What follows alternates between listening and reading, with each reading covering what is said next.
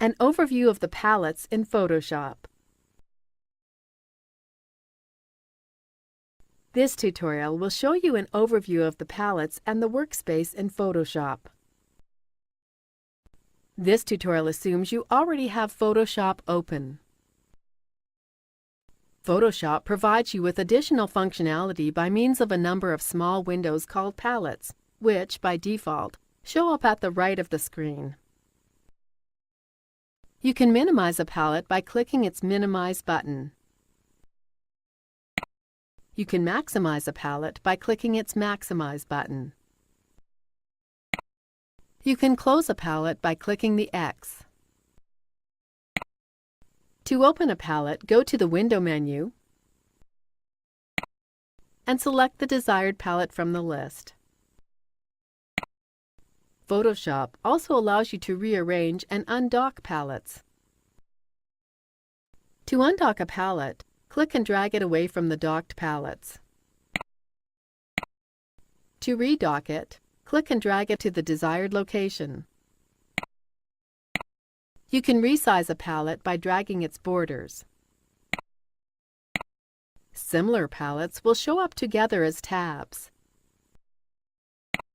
You can collapse the palettes by clicking the dark gray space next to the double arrows. The palettes can then be activated by clicking on its name or icon. To deactivate the palette, click the double arrows.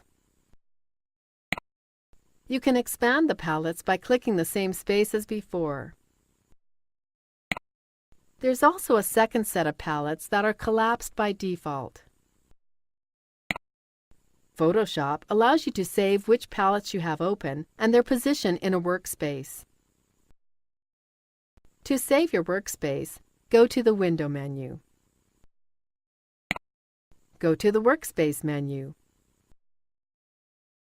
Choose Save Workspace.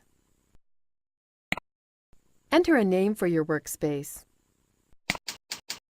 Select the options you want to save.